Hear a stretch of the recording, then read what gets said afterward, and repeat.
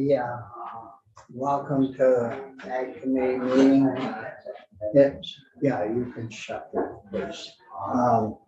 So it's Wednesday, January 11th. We had a short meeting yesterday and wanted to invite the Ag folks in early on and see how things are going at the agency and you know what we need to, if there's something we need to help with or deal with, we may as well get started on it. And so I think we'll run around the room. Brian, you want to start? Sure. Senator Collmore from the Rutland District.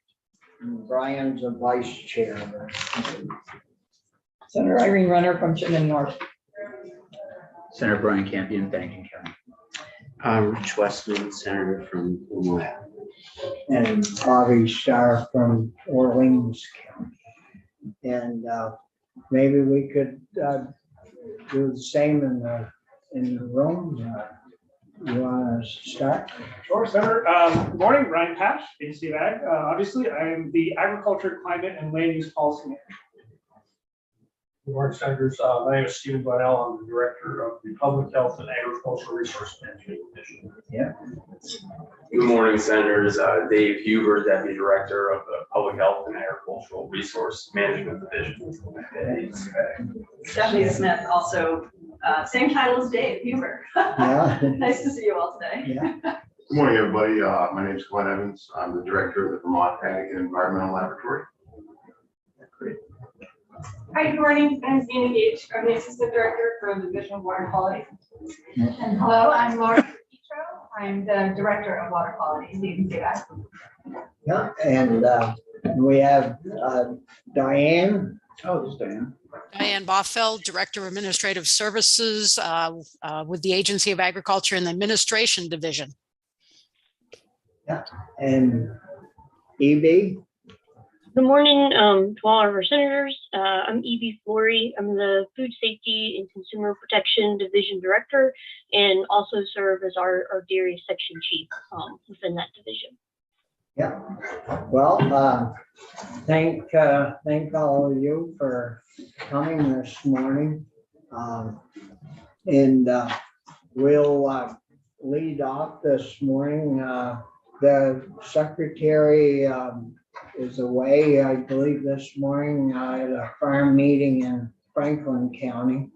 And so we're gonna have him in at the end of the session to let him know how we did.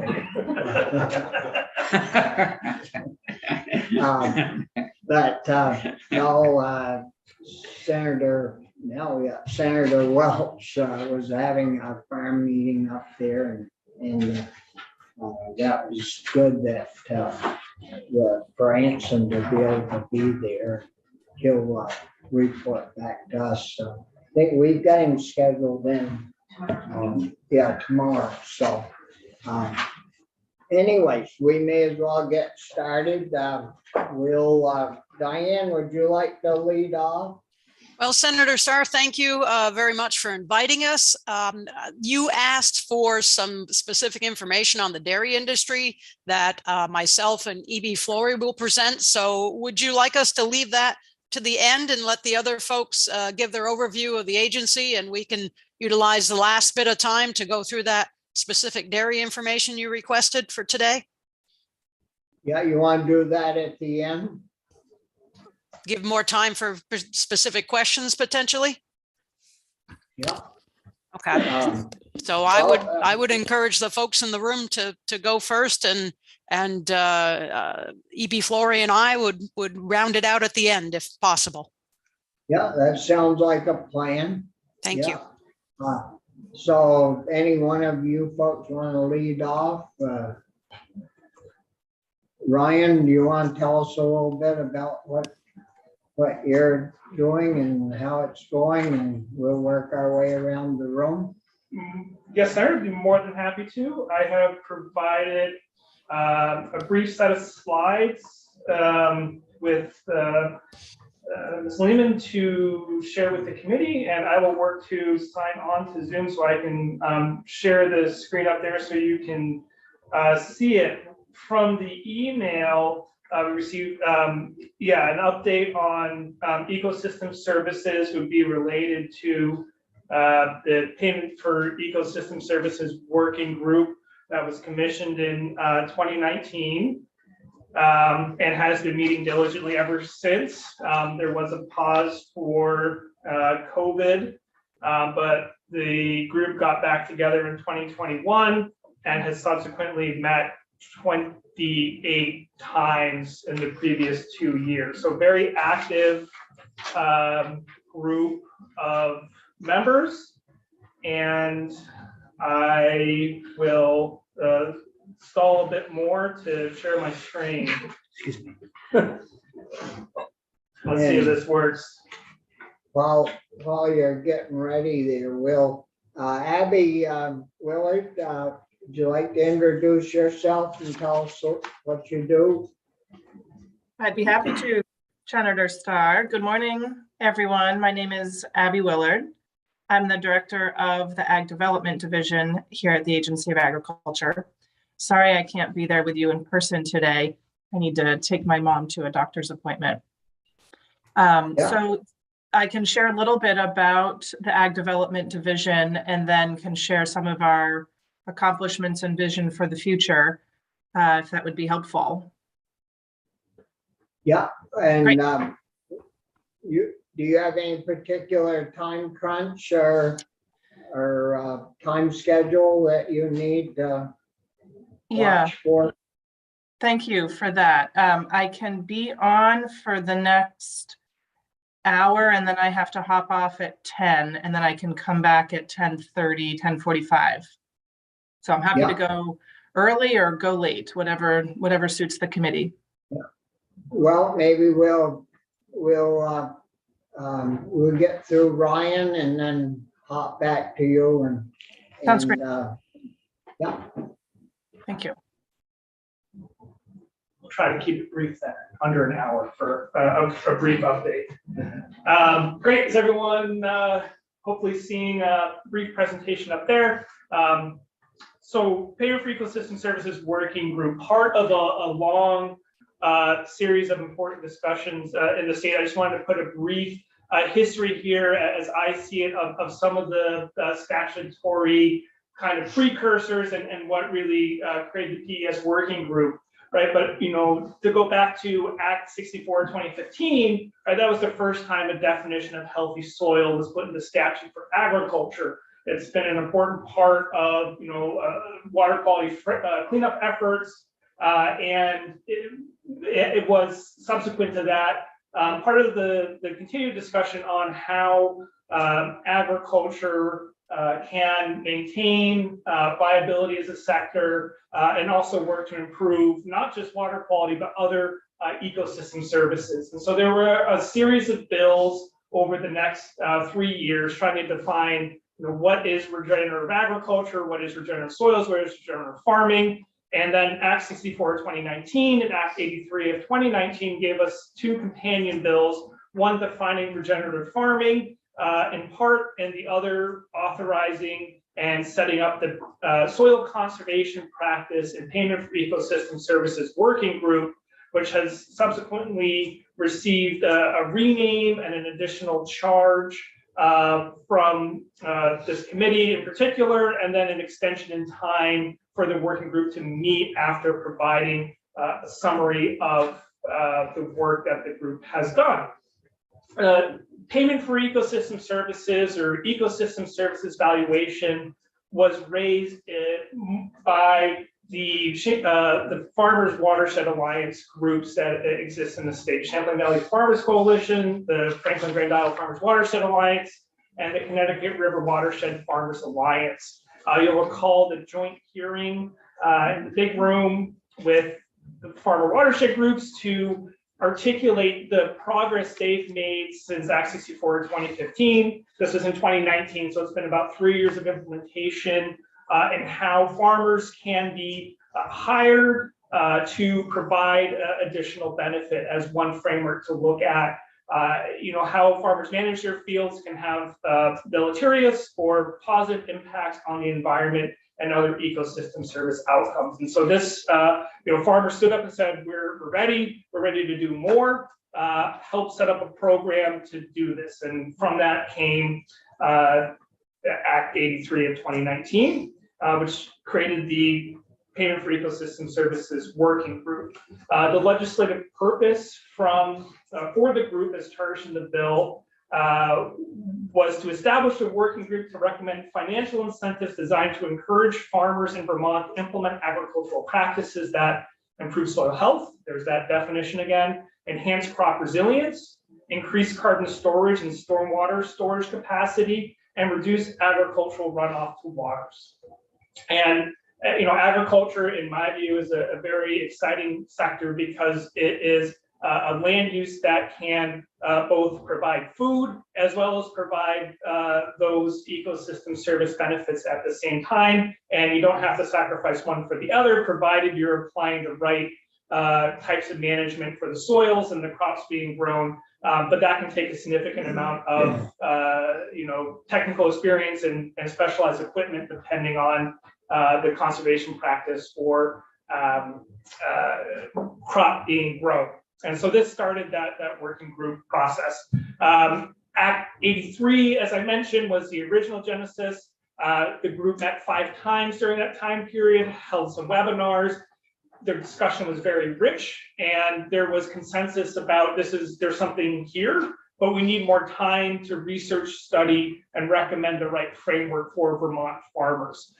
So with, the group was grateful for the extension. Act 129 of 2020 changed the name, which is, what's in a name? A name is important, right? The first one was Soil Conservation Practice and Payment for Ecosystem Services. Vermont has a very rich history of pay for practice programs, right?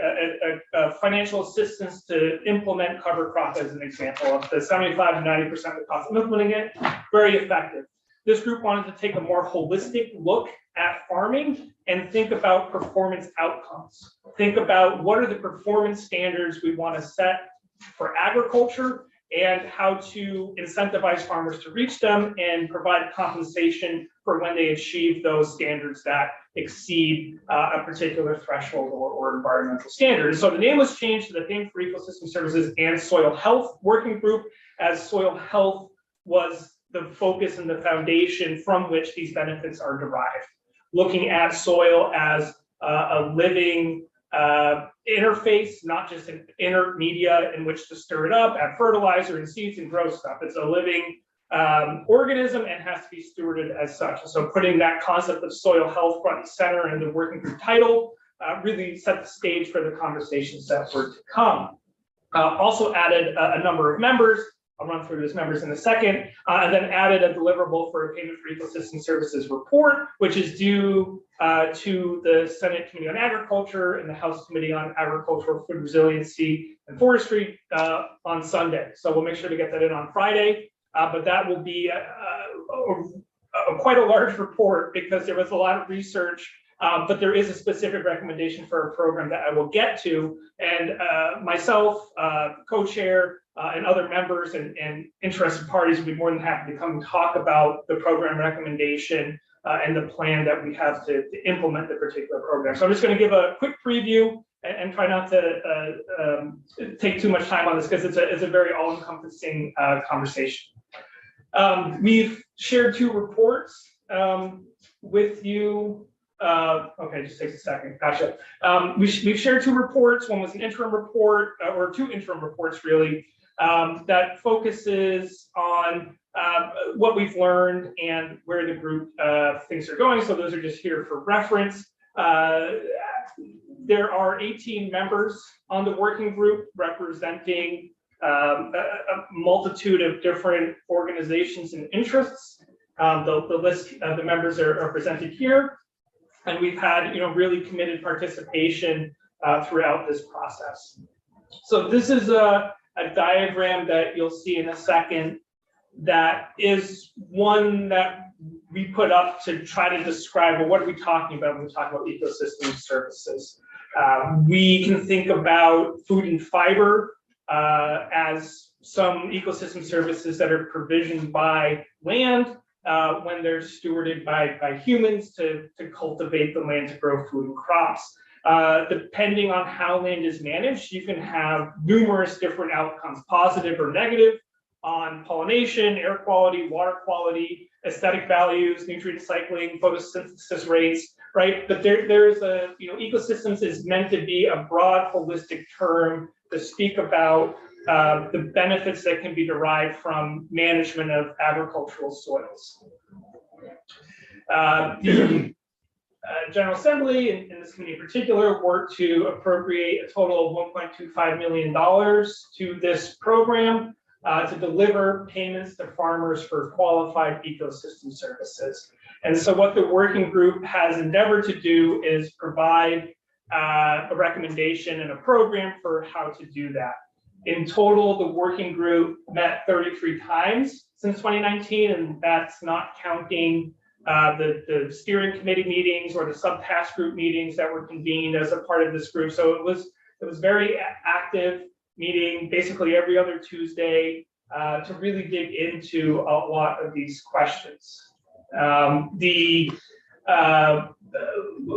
Also, what was utilized, or the group identified the need for technical research, and University of Vermont and their researchers were hired to explore those topic areas, and they produced 7 technical research reports, which are available now and will be appended to the report for consideration, that look at a number of different areas, include pricing, measurement, farmer survey, and attitudes towards ecosystem services and payments. So trying to take again, a holistic look at the components that would need to be strung together to accurately measure and monitor the provisioning of ecosystem services, and making sure it's done so through a program that's efficient and that also meets Vermont farmer goals.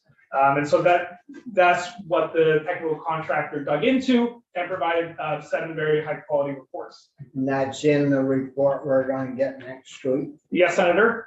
It is currently available on the website, but it'll also be part of the appendix. We'll have them all there for your review. Through this working group process, we developed 6 pilot program concepts and analyzed them for a number of different criteria. Efficiency, benefit that goes to the farmer, cost to administer, anticipated ecosystem service benefits, and those 6 example pilot programs will be also outlined in the final report. And then, through all of that, consensus was reached among the membership of the Payment for Ecosystem Services Working Group to recommend by consensus a program that will enhance an existing federal program called the Conservation Stewardship Program. Okay. No, I don't think that. Okay. So it's enhancement to federal conservation stewardship program. It's going to incentivize farmers to enroll in the program and to accelerate and compensate conservation through the farmer adoption or practice enhancement required for CSP enrollment. The program is going to be a threshold-based program, and it's going to use the federal conservation assessment ranking tool for the assessment. It's going to pay to plan to get into the program, and it's going to provide upfront incentive payments for implementation as part of the program. It's not going to focus on one specific resource concern at this time, but rather it's going to provide farmers flexibility within the confines of that program to address the enhancements and resource concerns that they most need to address. And it's going to provide, and continuous improvement is going to be an important part of this program, including an end of first year review to look at how it's working for farmers and what's being, what the benefit is from the program. So at the end of the 5 years, it's a 5-year program, right? So at the end of the 5 years, are you going to do soil analysis or all during those 5 years to see if soil's actually improving and retaining more water and less phosphorus? And the measurement component of this program is going to come in phase 3, right? And so the tool that was selected, the CART tool, and the research that the agency has done on the companion tool, RSET, shows that it is congruent with the state assumptions and monitoring that has happened. And so the big discussion is, what is the cost to monitor and measure versus the cost to model? And how good is our data at this time to rely on modeling tools to talk about the broader conservation effect? And so even before Act 64 2015, there's been significant water quality and other conservation monitoring that's been happening. That gives us good confidence to say, if you're meeting the thresholds in this program, you are improving soil health.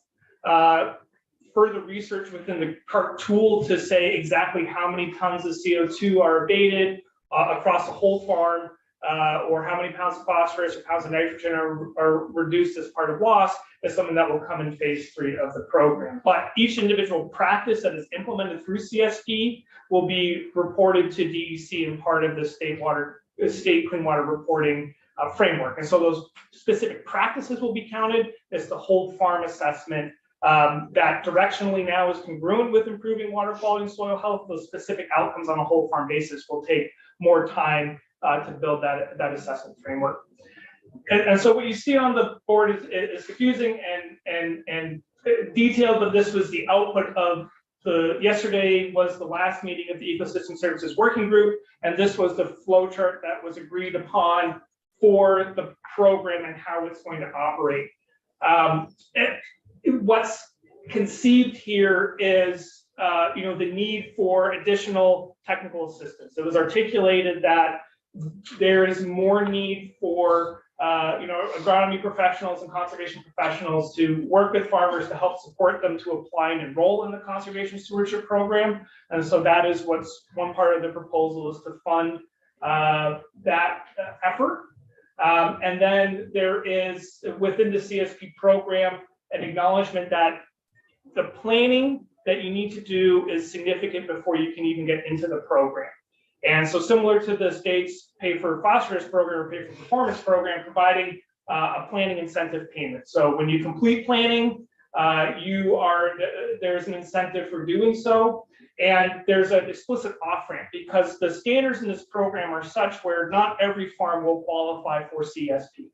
And so if you go through the planning process, and let's say your farm needs to implement some cover crop or do some more crop rotations or work on that for clears, there's an off-ramp for programs, whether it's through NRCS, the state programs, or other technical and financial assistance programs, to support them to come up to the standards so that they can then enroll in the conservation stewardship program.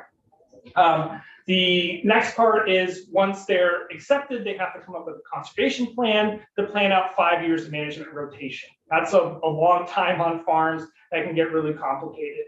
And so as an enhancement to, or an incentive to do this work, the program proposes to provide both a contract incentive payment for doing that planning and getting to contracting, as well as to provide an upfront practice incentive payment.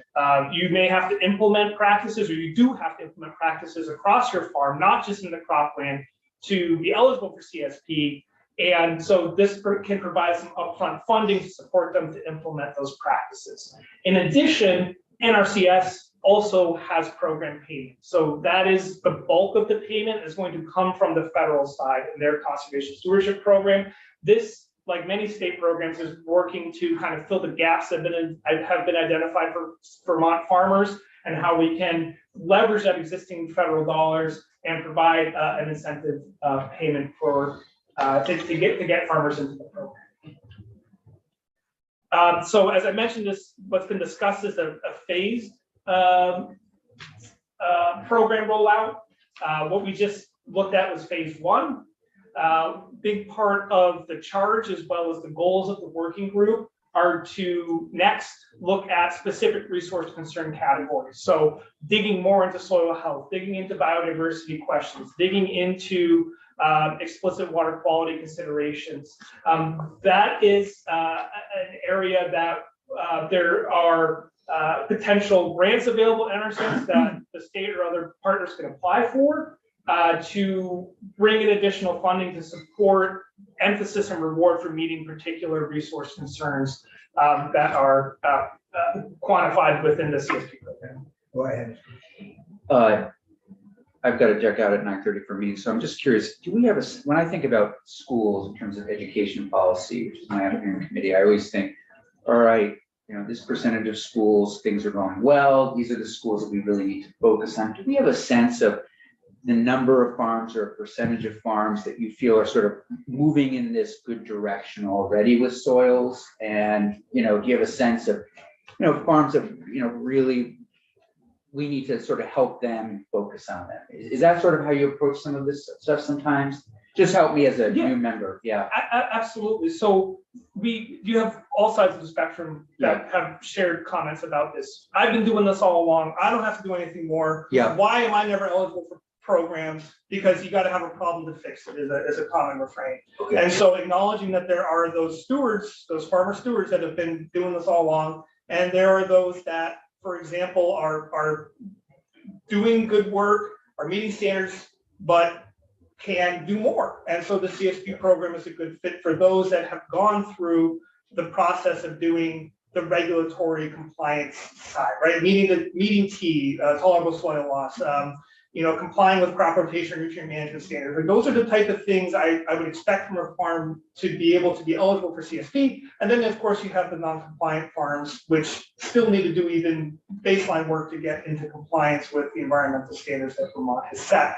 And so that specific breakdown, you'll get a presentation on kind of water quality compliance rates. And so I think that would be a good place to direct that question specifically about what does compliance look like and what are we doing. But to just kind of set the stage across Vermont, since Act 64 2015, we've gone from less than 10% covered crop adoption rates to 48% last fiscal year across all programs. And so that's a monumental, improvement in conservation, which is reflective of the investments that the state put into ag water quality work, as well as the federal partners and all the programs. So it's definitely on a very steep upward trajectory in my viewpoint. And this is an attempt to provide recognition and compensation for those farms that have always been doing well, and also to incent that next level of conservation stewardship. And then phase 3 will be more specific performance outcomes around specific Vermont environmental conditions. And then there's my contact. Apologize for maybe taking a bit more. That's the brief update. There's a lot more to dig into. So after we get that report, we'll have you back and drill down, deeper and go from there. Great, and also making sure there's a lot of members of the working group also that will likely be very interested to share their perspective as well. Yep. And I mean, and members of the public. Well, if Linda invites you, can you invite them if some of them want to come and I'd be happy to share that. Because what we'll probably do is, it sounds like we might want to set a couple of hours aside for the full report, at least, and so that would be good, Ron. Yeah. Sure. So Abby, thanks, Ryan. Would you like to go next? Yeah, I'd be happy to. I'd love to share a little bit about the Ag Development Division with the committee. So again, good morning all. Abby Willard from the Agency of Agriculture, and I'm the director of our Ag Development Division. The Ag Development Division is one of the divisions at the Agency of Agriculture. We are a 21 staff division, so relatively small, with a non-regulatory focus. But our agenda is to support Vermont's agriculture and food systems through a variety of ways. So we do a lot of grant making. We do marketing of Vermont products and Vermont businesses, strategic collaboration with lots of partners, a fair bit of strategic planning, thinking about the future of agriculture, and then connect businesses and partner organizations along the supply chain to critical resources. So that could be to funding or technical assistance or business planning. So many of you are well aware and very familiar with the work of the Ag Development Division, but for new committee members, that's sort of our overarching agenda. The division really looks at opportunities for expanding markets. So helping businesses find new market opportunities for their products, whether that's within Vermont or throughout the country or even internationally. So we have a partnership with the Food Export Program that helps get Vermont products, to different countries and different cultures that are looking for our dairy, our maple, our value added and specialty products. We also are really looking for how businesses can grow or diversify and aim to become more viable. So one of the things that's become really clear to us and about that agricultural community in Vermont, and I think speaks to the growth of the Ag Development Division over the last decade, is this really close connection between economic viability of our communities and the health and viability of our agricultural economy. And businesses are changing and shifting and diversifying both what they produce and where they market their product, and are really desperately in need of more support and more resources. We are known for bringing lots of federal funds into the state, both either to the Agency of Agriculture or support businesses as they apply for federal resources. Our division is organized into 4 sections. So the first being the Working Lands Enterprise Initiative, which is one of our signature programs. We've had in fiscal, in fiscal year 22, the Working Lands program made a significant growth in its allocation. So over $5 million last fiscal year and over $3 million in fiscal year 23. So historically, we'd had a relatively small but steady base allocation of under $1 million, somewhere around $595,000. And it's been wonderful to see that signature program that has such an impact on working land. So both ag and forestry businesses see a real boost in its allocation of both base funds and access to ARPA dollars. So that's one of our divisions, or one of our division sections. The other is focusing on marketing and exports. So that's where we have programs that support our fairs and our field days, as well as the Vermont building at Eastern States, which we call the Big E, down in West Springfield, Massachusetts, and the marketing and promotion of Vermont products and Vermont businesses across the country and internationally. It's also where our agritourism work occurs out of, which has become a far growing industry in the last couple of years and really recognized as one of the most rapidly growing areas of tourism in Vermont, which is agritourism. So these authentic experiences on farms and connected with farms and farming. We also have a market development program, section, which has a variety of programs, including our farm to school and early childhood programming, which is getting kids out onto farms and local food into the classroom and into the curriculum. As well as we receive a block grant of federal funds called the Specialty Crop Block Grant Program that's managed out of that section. So that's really investing in our produce industry, so fruits and vegetables, as well as maple and honey and Christmas trees. So some of those specialty crops that are not our typical commodities. We also manage out of a few of those sections some federal resources. So one is around marketing. Another is around support to the maple industry through USDA called ACER. A third would be a relatively new program, which is called the Local Food Purchase Assistance Program, which is helping marginalized farmers sell their product to at-risk and marginalized populations within the state. So very exciting new federal resources coming from USDA. It's managed out of the development section, as well as some federal funds that are focused on increasing the amount of local food served in schools, and a Northern Borders Regional Commission program that's providing infrastructure investment support to our food hubs. So looking at that supply chain and how do we aggregate product regionally from within Vermont and make sure that that product is making it out across the Northeast to retail and grocery and other wholesale accounts.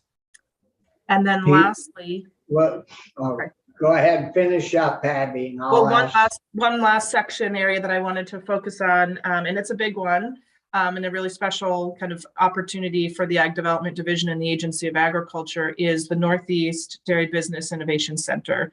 So this was established a few years ago, and it's an 11-state region managed out of the Agency of Agriculture here in Vermont. And we've had almost $39 million awarded to this center for projects that will extend through 2026 in support of the dairy industry. So those are sort of like the major program areas that the Ag Development Division is responsible for. And Senator Starr, I heard you, so I want to take a pause if there was a question that you had. Yeah, I was going to ask, do you, one of these divisions, do you deal with the amount of food that goes from farm to the schools for the food lunch program? And is there something that we're missing there with having the food centrally located, geographically around the state and then dispersed from, say, a food hub to the schools? Is there a distribution system that's set up, or is there a food system that needs set up, needs to be set up? Or it's a great question, Senator Starr. We've been working on what we call farm to institution, which has been getting local food to K through 12 schools, to colleges and universities, into our healthcare systems and into our correctional facilities for 10 plus years. And we see a lot of, when I say we, I would say the Agency of Agriculture, but also many partners have been working on this initiative and see a lot of potential in growing the amount of local food served in our institutions. And there are still many barriers, and it depends upon the institution to know what it is. So in schools, it might be that we're only feeding seasonally. So they're not open and feeding kids typically throughout the summer. In colleges, it may be they are serving year round, but the volume has been difficult for farms to accommodate. In correctional facilities, it's primarily been a price point, and as it has been in actually the K through 12 school systems also. But I would say the support of federal resources and state programs that have helped overcome some of those barriers have been around price support, so making it more feasible financially for schools and other institutions to purchase local food. There's also been a significant investment in the infrastructure of food hubs, which are working with the for-profit distribution community to get that food to schools. And I feel like that's working really well. And we have a lot of that infrastructure established in the Northeast Kingdom, down in Brattleboro and Chittenden County and Central Vermont.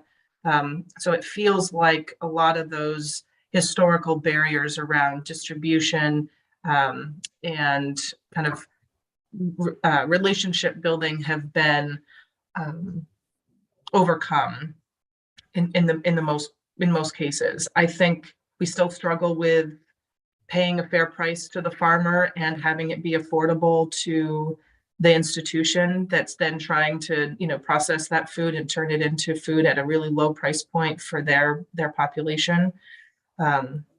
I continue to think that this is an area of our food system that we're probably always going to have to make some investment and some subsidy in, especially if we believe in the value of feeding our kids and our other at-risk folks, whether they're living in a hospital or a long-term care facility or incarcerated.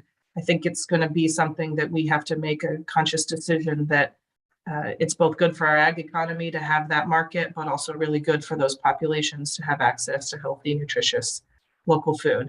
So there's other partners that we work with and staff within the Ag Development Division that kind of live and breathe our farm to institution work, which I'd love to have them share with you a little bit more.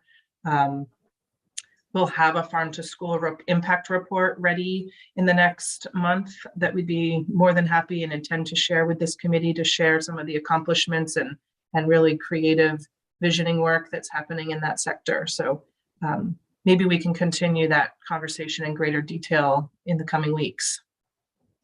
Well, I think, that's an issue that I believe the committee is quite interested in working on and in trying to find ways to work with the industry and the agency and promoting our homegrown products so that, for a few reasons, there's a supply chain problem getting stuff or showed up last year. And,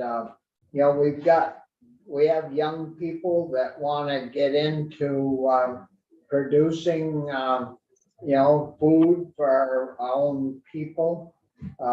So I think once we get going, and the committee would like to hear from you and others in regards to what we might be able to do to enhance that happening.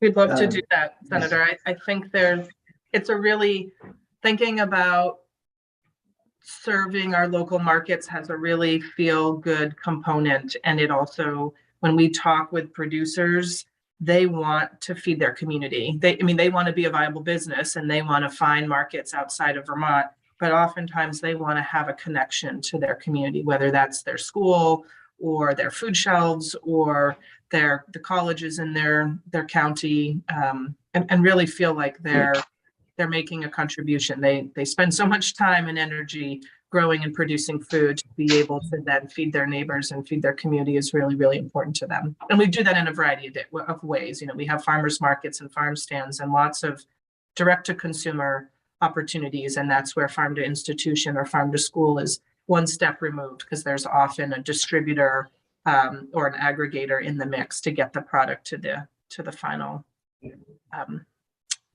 consumer. Caroline? Thank you. For the record, Caroline Gordon with Rural Vermont. Hi, Abby. Happy New Year. Happy New Year. I have questions for you. Just bumping against that introductory statement that the development section is non-regulatory in its focus. For the benefit of the committee, I'm wondering, is that the direction of your division that's kind of set by the governor? I know you are also active in the Farm to Plate policy team that's seeking to make policy recommendations to the state. That's I guess one avenue where regulation is also being discussed, but also just internally, I wonder who's assessing the functionality of existing programs. I'm just knowing that many of the programs the agencies administering, while they are sort of supporting market development, they are a piece of regulation, and surely there's shortfalls that farmers flag with those. And I'm just wondering what's the internal process in place to kind of do those assessments or audits and make regulatory recommendations to this body on how to develop and improve them with, but also beyond market-based solutions. Yeah, Caroline, interesting question, and actually a really great, an important role that I think the Agency of Agriculture plays as a whole. I wouldn't say just the Ag Development Division. The reference to the Ag Development Division being non-regulatory, my further explanation of that would be that we do not have as a division any statutory responsibilities to regulate or be responsible for compliance of any sectors within the ag community. And that is different than many of the programs within the Agency of Agriculture.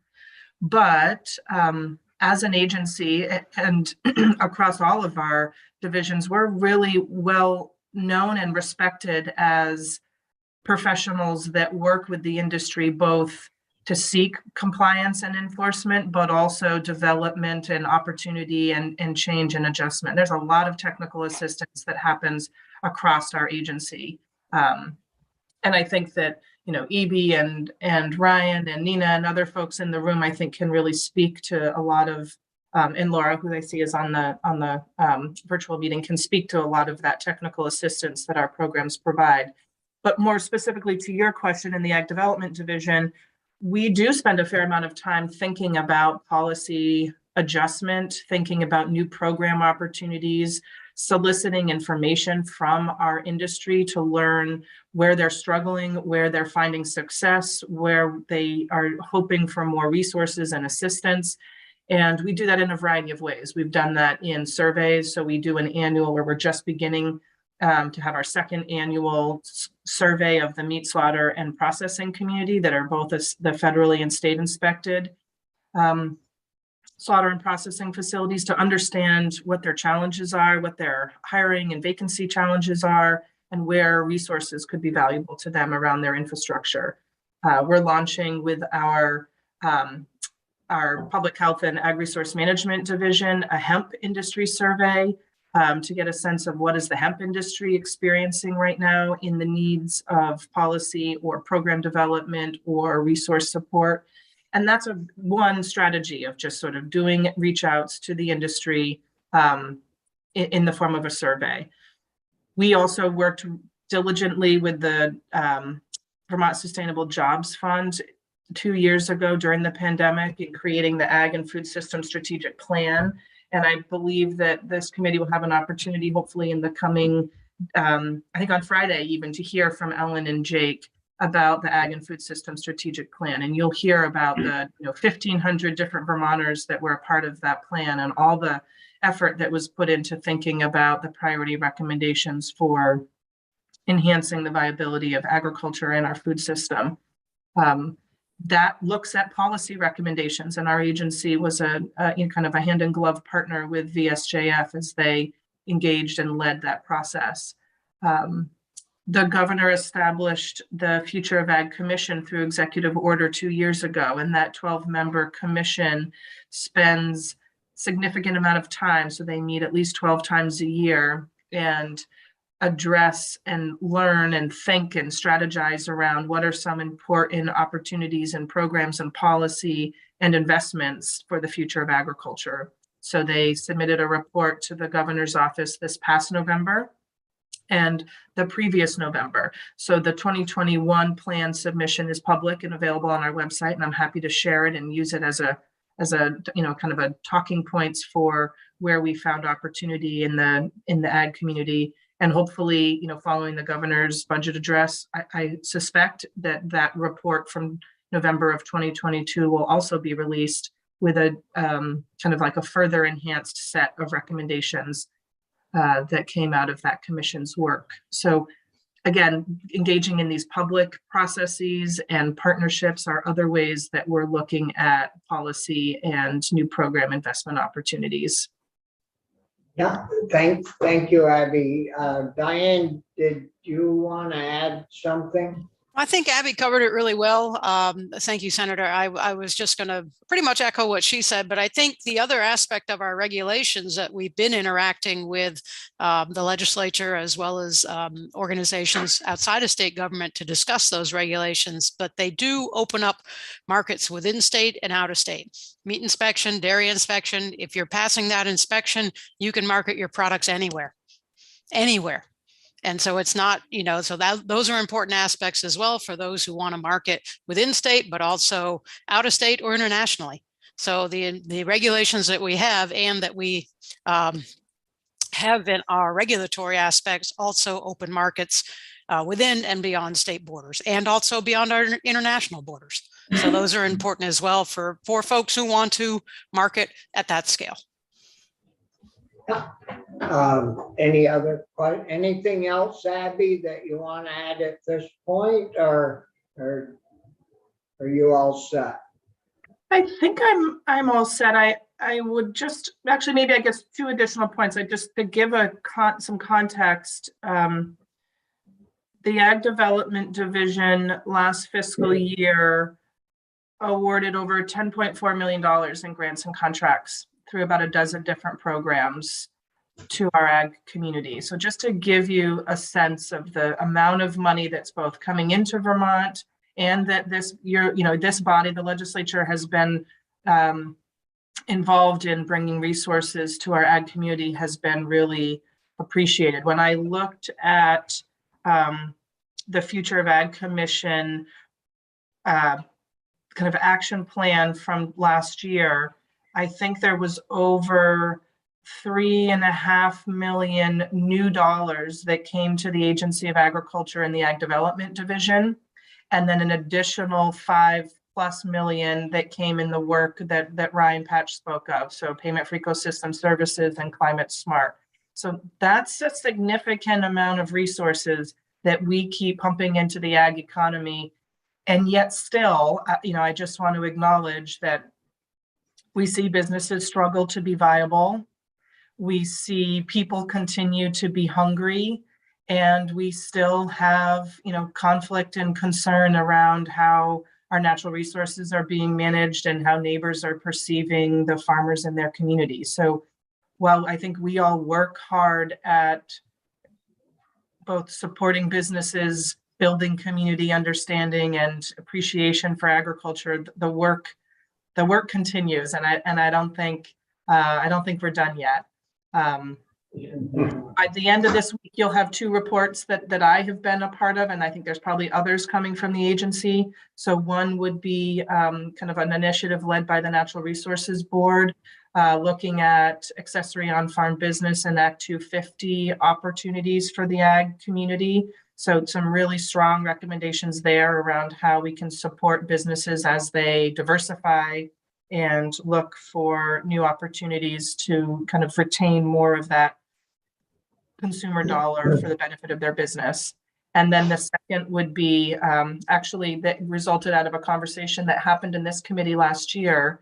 Senator Starr was around new and aspiring farmer resources. And so we worked with the Vermont Housing and Conservation Board and did a pretty lengthy stakeholder engagement process to put together some new and beginning farmer support suggestions for this committee, as well as we've created a new farmer resource page at the Agency of Agriculture. So we'll share all those resources with you once you get the report by Friday. It may make sense to come in and speak to those opportunities very specifically.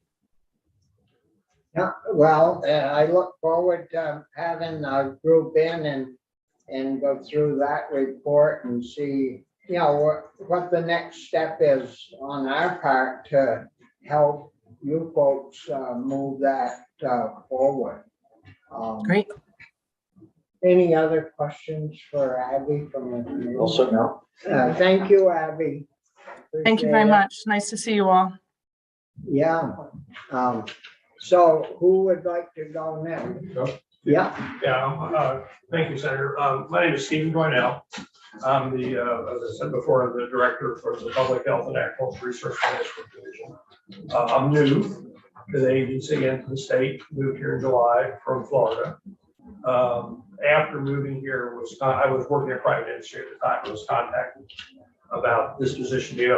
Some of you all may know Kerry Shear. He was the director. He's one that actually contacted me and said, "Hey, this position's coming over." I applied, was selected. So you're very happy. You took Kerry's place, or Yes, sir. Yes. trying to take his place? I am never going to be able to take Kerry's place. In fact, we still talk to Kerry all the time. But my background, just for context, I'm an entomologist specializing in integrated pest management and agricultural pest management, structural pest management.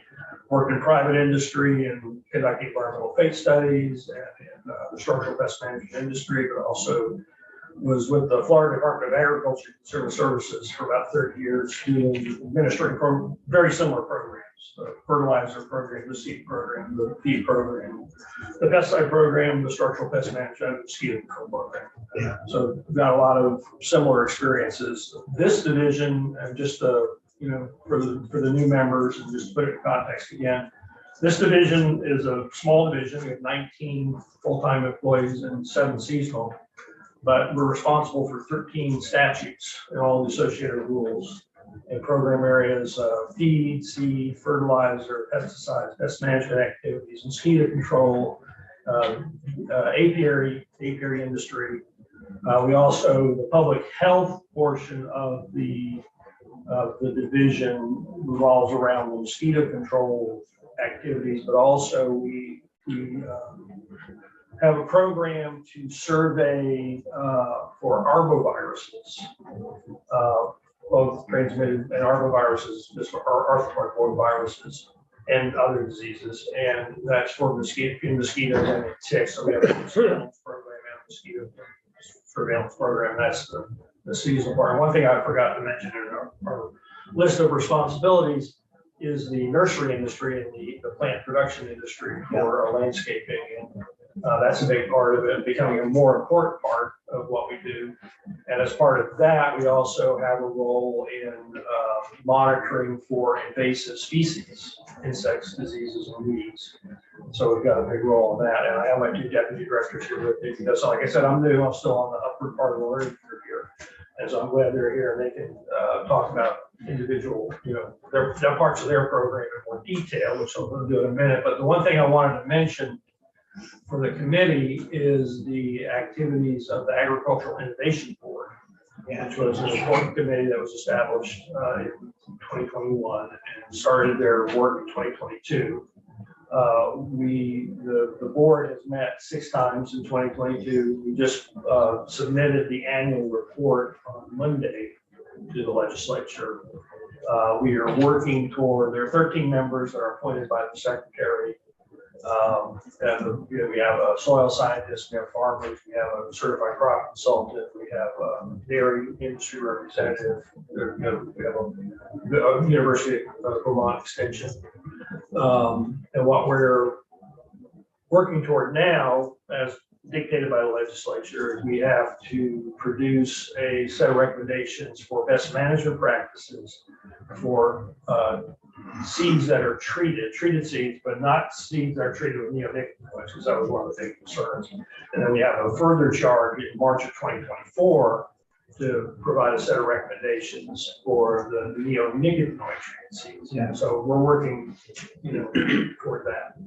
Yeah, we've already had some inquiries into our pollinators and Yes. and how that's going. And is that part of Oh, yeah. the report? Well, it's part of the committee's Jurisdiction to Well, look yeah, into. not just the committee, but also our division, because we do the apiary management. And we have an environmental survey program that we're looking at various aspects of that. But as an entomologist, my graduate work involved pollinators, so I'm very interested in that whole area. And we have some resources we can devote to that. Seems like last year or the year before. No, it was last year, right near the end Last of the year, session. we did some work on that. Yeah, And, once we get rolling, we'll plug in some time to go over the report that yes, sir. committee, because we revamped that whole committee, if I remember right. Mhm. To get it more balanced, I Mhm. guess, you might say. And there seems to be still some questions from our friends in the Senate and Yeah, it's a very, about protecting our pollinators and making sure that we're doing what we can to Yeah. keep them. yeah, it's something we think about all the time and we're looking at. And with that, let me turn it over to Dave Huber, Deputy Director. He'll talk about his part of the program. Sure. Yeah. Well, good morning, members of Senate Ag. Good morning. My name is Dave Huber, Deputy Director of Public Health and Agricultural Resource Management Division, as Steve was just mentioning. Last time I was in this room was walking Senate Education through the daycare unionization bill back as Legislative Council back in 2013. So it's kind of interesting to be back in this room. I haven't been before you to testify, so I just want to introduce myself and a little bit of my background as well. Steve just did. I used to prosecute cases with the Maryland Attorney General's Office Environmental Crimes Unit. Did defense work at a small boutique firm for some environmental cases. Worked over at Legislative Council, have worked over at the Department of Labor in Vermont. And then for the past 7 years have been with the Agency of Agriculture, working with folks here before you. The first 6 of those years was as Chief Policy Enforcement Officer doing enforcement work for water quality and for the Farm Division. So if you have any questions about any sort of enforcement work, don't hesitate to ask. And in fact, that's going to be the bulk of what I will be touching upon today is some enforcement work for the Farm Division. Additionally, just for your awareness, there's a training group called NEEP, the Northeast Environmental Enforcement Project. I'm vice chair of their board of directors. It helps set the training protocols for member organizations, which span from Ohio to Maine down to West Virginia.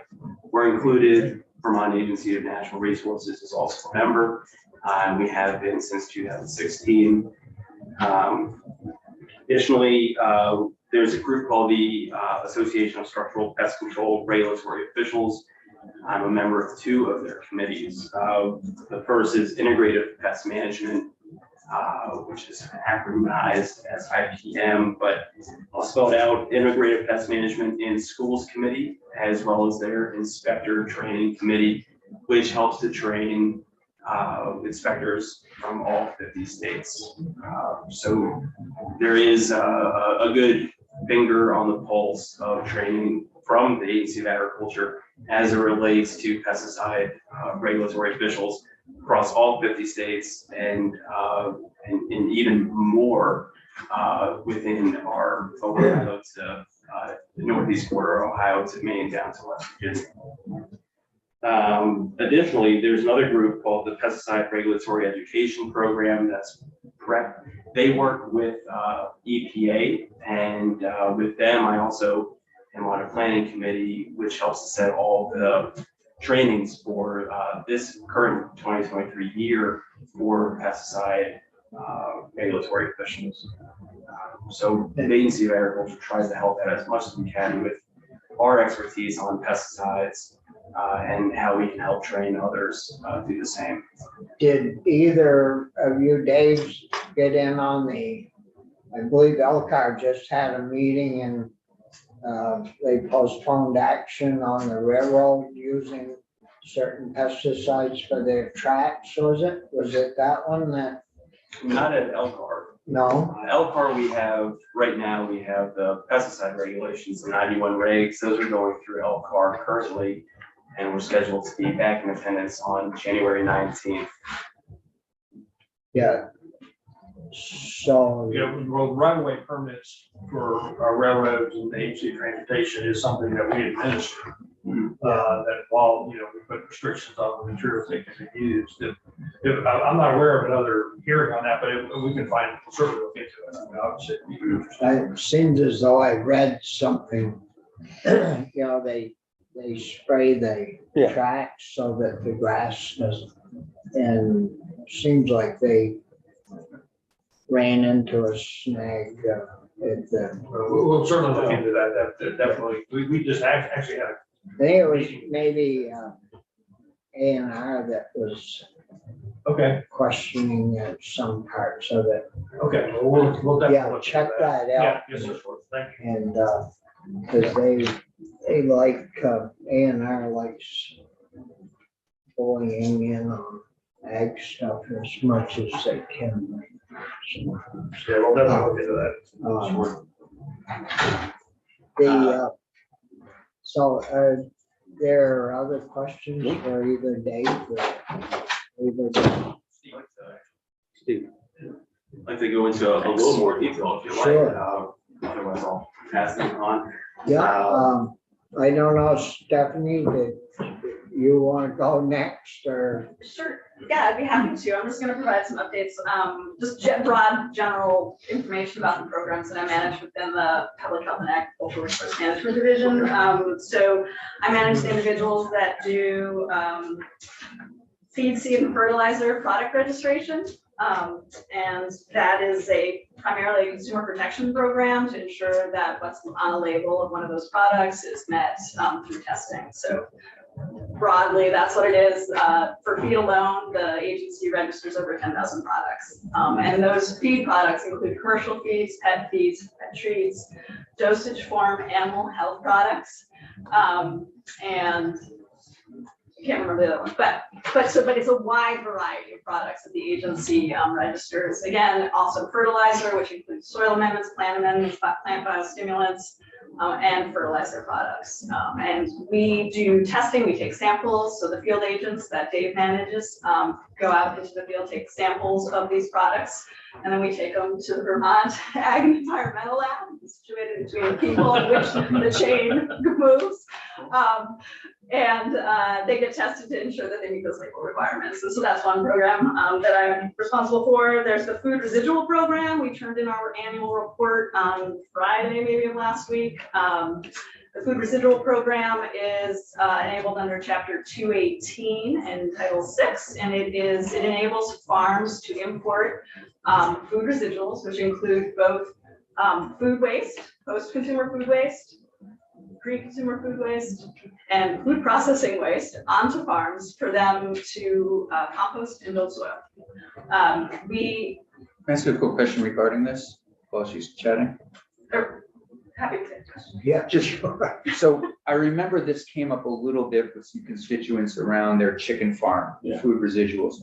Did that ever get resolved? Do you remember that situation? Can you just- So this is a new program. Yep. And that integrates into the program that the agency has. Okay. So if you are importing 2,000 cubic yards or less of these food residuals onto your farm, and you manage a certain amount of chickens, or if you use a primary compost that material and use it primarily on your farm, then it is considered quote unquote farming.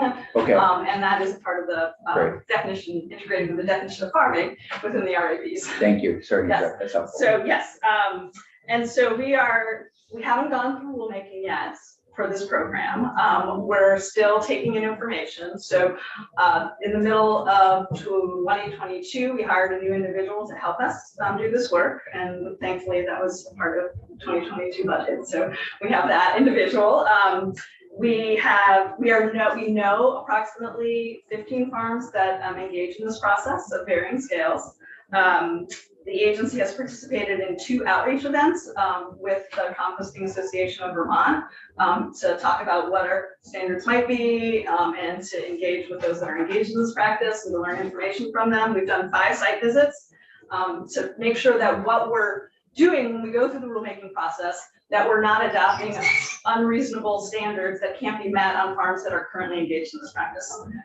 So we're taking in a lot of information and it's going really well. And we're actually submitting a proposal for a conference coming up in May. So we continue to engage with these. I manage the hemp program, but we are transitioning away. I want to mention that Abby said that we did a market survey study. That survey is out. We sent it to all of our hemp participants in 2022 to gather information about gaps and challenges that those individuals might see in the hemp market in the state of Vermont. The state of Vermont has, from the growing perspective, has turned over this program to the United States Department of Agriculture. And if an individual in the state of Vermont wishes to grow hemp in 2023, they must register with USDA to do so. So the cannabis board is not going to do hemp, or? This is, I'm not going to get into what the Cannabis Control Board is or isn't doing. I'll let them speak to that. But what I can say is that if an individual wants to grow a federally compliant crop that can cross state boundaries, they must be registered with the federal government to do so. Okay, what about, there's a couple of people that want to build 2 different manufacturing facilities for hemp, one in St. Jay and one down lower. As long as they buy hemp, or our farmers that want to grow hemp take it there, who do they deal with? Vermont or the feds? So if an individual wants to grow hemp for fiber, they would register with USDA. And but the manufacturing business does not have to register with USDA. But the growers would have to register with USDA to grow fiber hemp, indeed. And And what is the reason for that? So there's some benefits that farmers will see. They don't have to pay a registration fee to the agency. It's a free registration at this point in time. They obviously have other costs that they'll have to endure, buying seed, getting equipment, labor, so on and so forth. It is a 3-year registration with the United States Department of Agriculture. They will be able to use for their potency test to determine whether or not that crop is compliant. They can use a lab anywhere located in the United States. They don't have to use any labs located in the state of Vermont. So there's some benefits there. And there are some states that, well, never mind, that's no longer an issue. Put that aside. But we turned over our program to USDA, and we've done a tremendous amount of outreach to all of our growers to make sure they're aware of it. Currently, the state of Vermont has 3 growers that are registered with USDA. We've had meetings, we brought USDA to the state of Vermont, we met in Cornwall in, it was a warm November night, I think. We in this building spent a lot of time setting that program up. And I know it kind of fell on its ears. We had a lot more growers than we had processing and facilities to handle it. But if they get going on the fiber, I can't see where that would be any different crop than growing oats or barley or wheat, or it's just one more crop that would be available to utilize our land. That's a true statement. But the growers that are in business, they were all in agreement with letting the feds take that over, or? We did not hear any complaints. The standards are the same, whether the state of Vermont was administering the standards for an application requirement or USDA was. And certainly, because there's no cost currently to register with USDA, we were charging, between $25 for a personal grower through $3,000 for an indoor over 500 square feet of growing.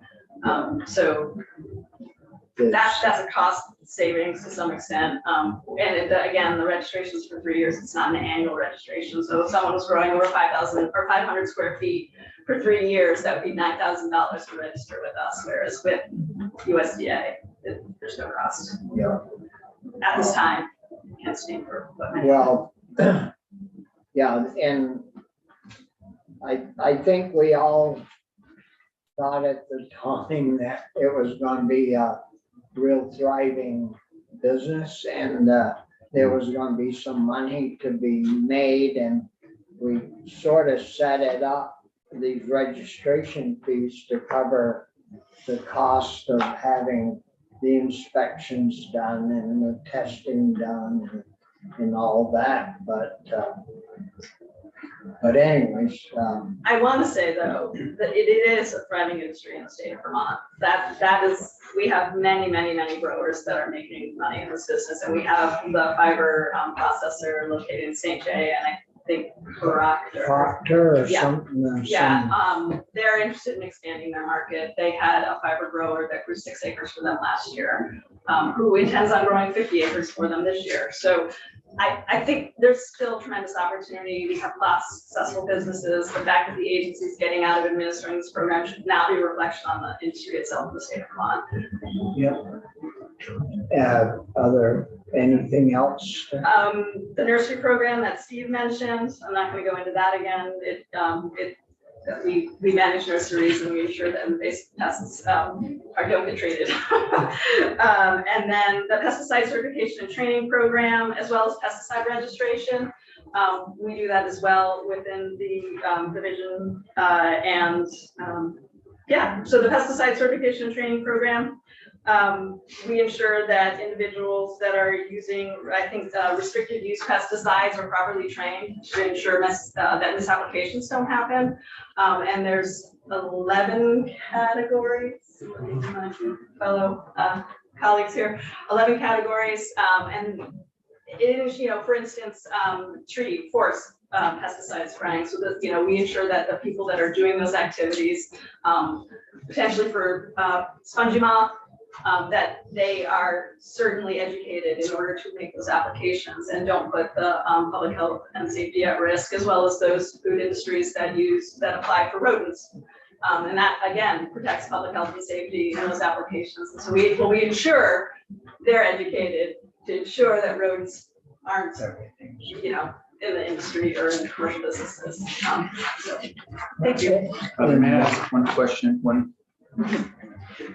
Is there a pesticide rule that's happening right now? People keep chatting about it. Do you know anything about that? Can you just, as a new member, can you just tell me a little bit? Steve, yeah, you missed that. Okay. Thank you. You'll have to take that up after during your lunch hour. And as a side note, anytime anybody has any questions about anything, first, would you please reach out to us. So it is in the process. So we have a rule that they've worked very hard on for quite a while, and it's in stage now at El Carmen coming up January 19th. January 19th. And any details you want, we'd be glad to go to as much depth as you want. I appreciate that. Thank you. In the apiaries, they do the pollinators. Yeah. And so, Stephanie, you mentioned the fertilizer and feed testing. Yeah. How is that all working out? Are you finding most of the samples to be accurate? Do you know? So, no. That's why we do testing. My understanding for the, hold on a second, I have numbers here. For fertilized samples in 2022, 95 were collected, 336 chemical analyses were done for nitrogen, available phosphorus, potash, and numerous secondary nutrients such as calcium, magnesium, sulfur, so on and so forth. And 26 of those fertilizer products failed. So that's, a little bit, that's 27%. They failed because they didn't have the right ingredients in the bag, or they failed because of some of the ingredients were wrong? They failed to meet the label claim, the guarantee on the fertilizer product. That's not a very good score, about 72 or 3%. Yeah, 27. And the process is, we do send out letters. If there's a penalty that meets a certain threshold, we send out letters to the provider of the fertilizer, and they have to pay a certain amount of money to the farmer to make them whole for the deficiency. Yeah. So that's for the fertilizer. And on the feed, 177 feed samples were taken in 2022. 910 chemical analyses were run by the Vermont Ag Lab, Ag and Environmental Lab. And those, they're looking at protein, fat, fiber, moisture, and secondary nutrients. And then 20 of those failed, 64 passed, and 67 were within tolerance. So there's a tolerance piece there. And then we have 26 are still in progress. So we still have some samples. But you had 22 that failed? 20 that failed. 20. Yeah. Well, that's a lot better. Potentially on protein, potentially on fats, and potentially on fiber. It's not, so it's incremental. So you may even, I'm not put you on the spot, but I'm sorry. No. Yeah, so failing at least one of those. One of those parameters. It would be helpful if we get that in writing, so. Well, you do a report. We do a report. I would be happy to share that with you. Yeah, but a link to the report, or I don't know how long the report is. It would be, if there's a synopsis to the report, that would be. Yes, we have the executive summary, and then we have That would be all awesome. the analysis. If we could get the executive summary. See, both of those issues are, products are very expensive. And so it's important to keep those standards met. And, yeah, do you have a question? Yeah, thank you, Senator. Again, for the record, Caroline Gordon with Blue Vermont Stephanie, just back on farm composting of food residuals, Act 41 from 2021 in section 8A spelled out that the agency shall file a final proposal of the rules on or before January 1st of this year. I was briefly looking over the Friday report, and I think I was missing kind of an outlook of when we might see that filing for the rule.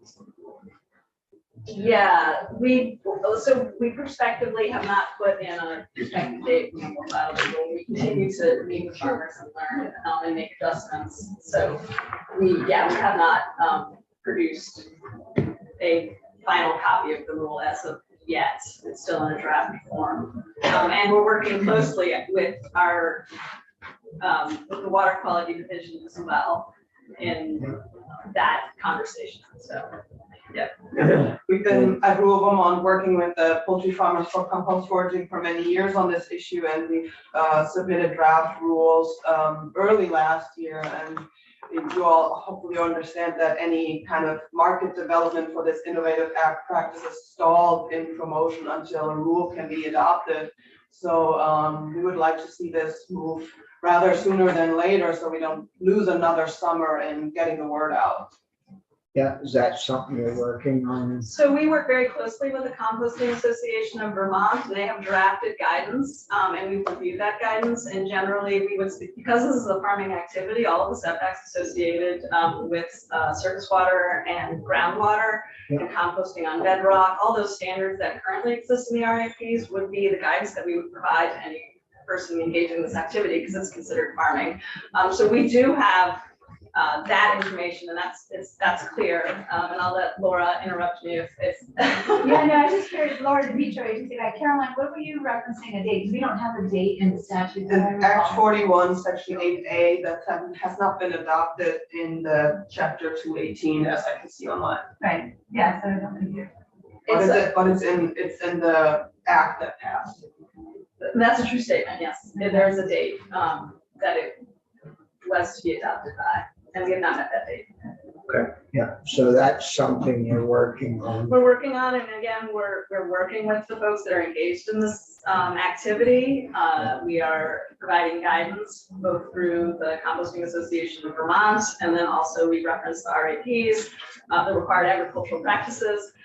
So while we don't have rules in place, we're working towards rules, and we want to make sure that they're not unreasonable for the activities, because people are engaged in this already and have been well before the passage of Act 41. So we want to make sure that whatever we adopt meets the needs for environmental, safety and compliance, as well as addressing nuisances, but also takes into consideration those farmers that are doing this work. And so we've begun to do that work by reaching out and doing site visits. So we're active. I want to say that we are in there. We're talking to people. Well, yeah. So thank you. I know the last couple of years, things have been crazy to try to get done and meet and with the pandemic and everything.